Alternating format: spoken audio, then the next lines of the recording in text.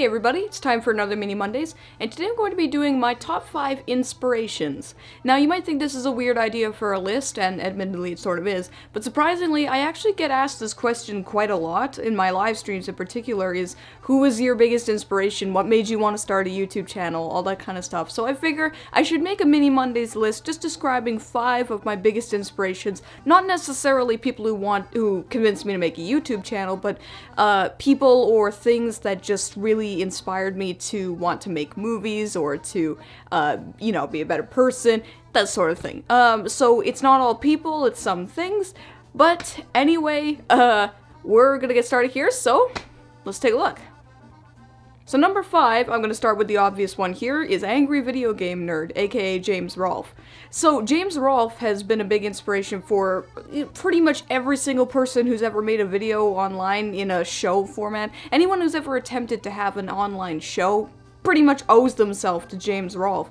And some people do argue that they would say that the nostalgia critic is more important, but no, I would say AVGN is a lot more important to that whole online social community sort of thing. Now, I've been watching Angry Video Game Nerd since 2007, so pretty much since he began. Like, he's been doing it since 2004, but he, like, really got started in 2006, and I've always loved not just that he was honest and spoke his mind, but I always just loved his commitment to creating quality work, is that he didn't rush himself, he was always creating good quality content consistently month by month, and it was always something I admired.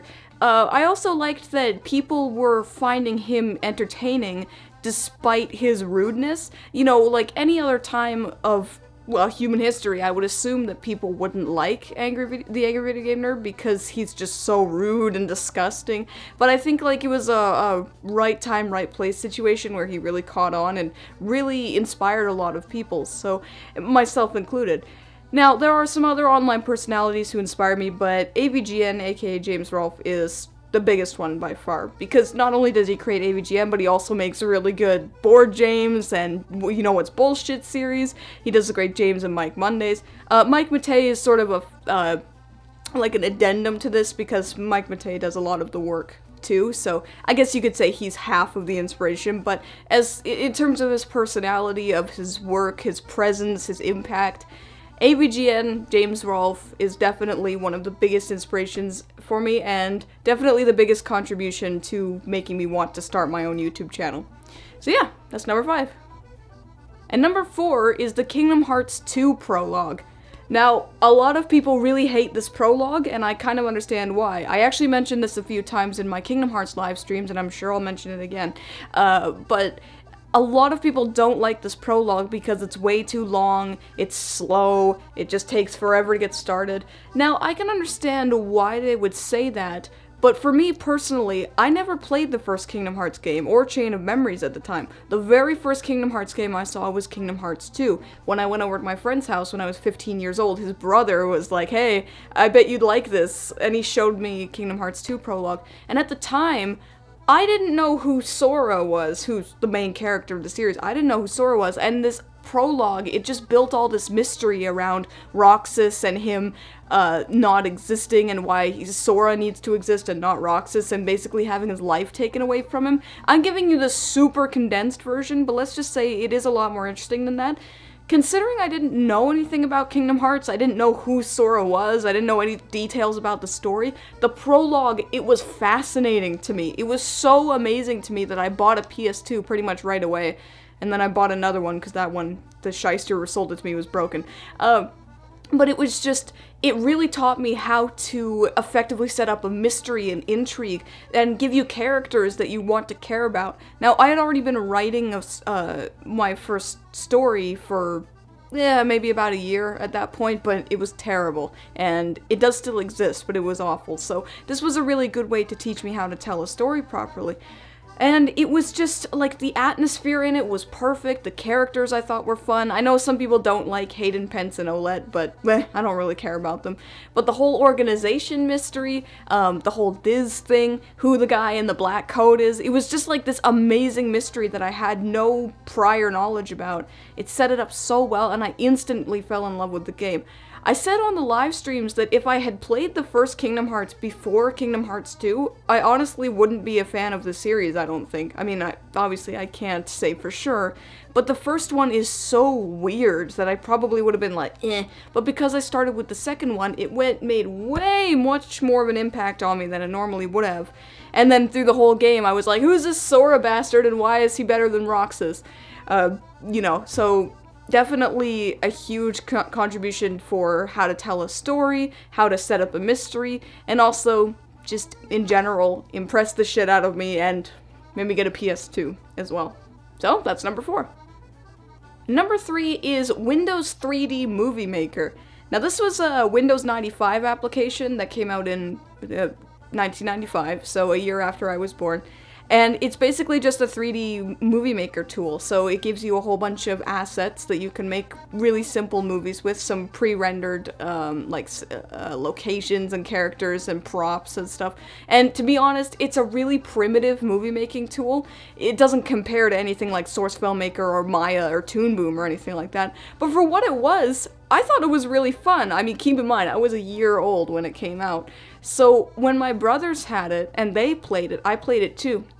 And not only does it have the movie making aspect to it, but it also has this sort of interesting vignette around it with this crazy character named McZ who's got the most fucked up face ever. And it just had a lot of humor and character to it despite it not needing it. It's just a tool, you know, it's not really a game or anything, but it had this like weird atmosphere to it where you get to look all around the theater and you get to go backstage and watch McZ do weird shit like turn into a cheesecake.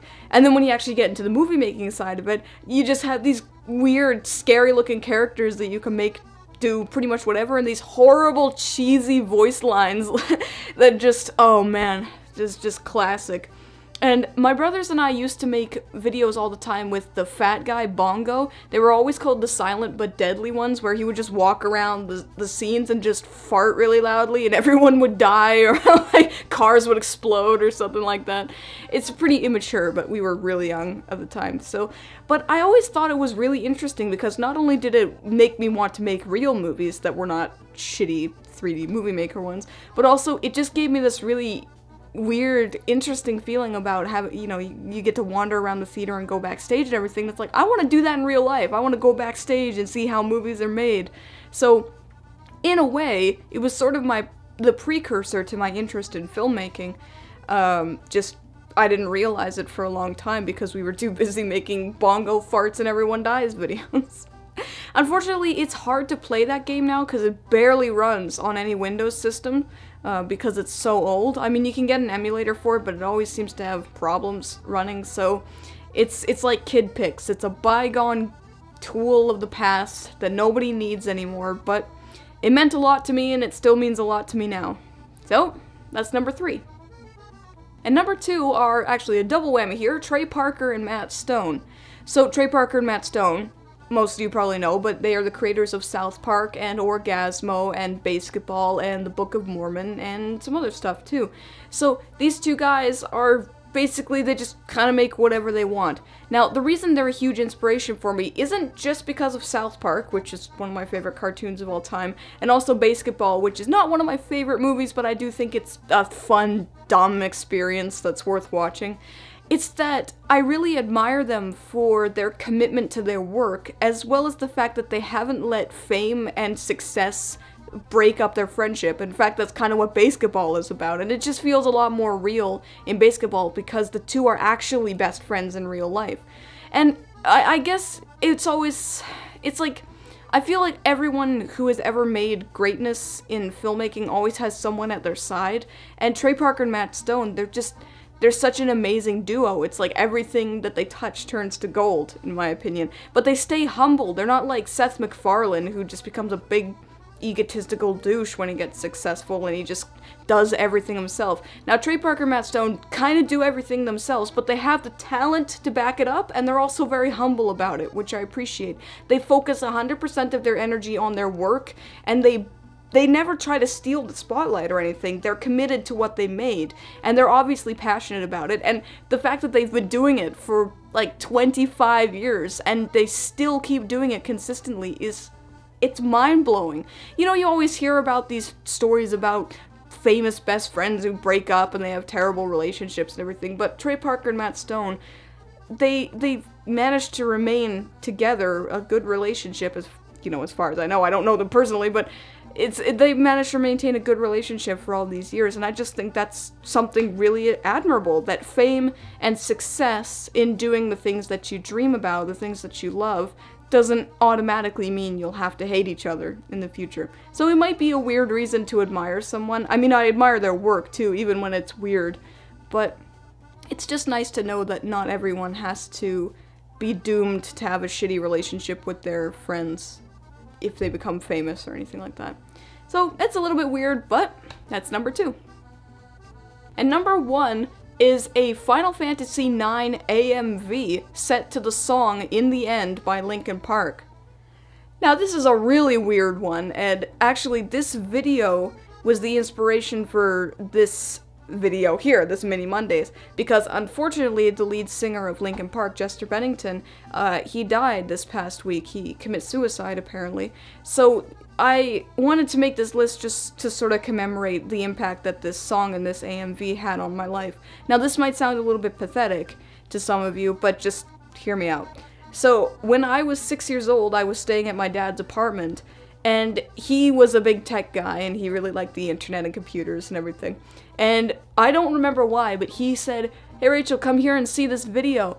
And so I watched the video, and it was an AMV, so an animated music video, of cutscenes from Final Fantasy IX that were set to the song In the End by Linkin Park.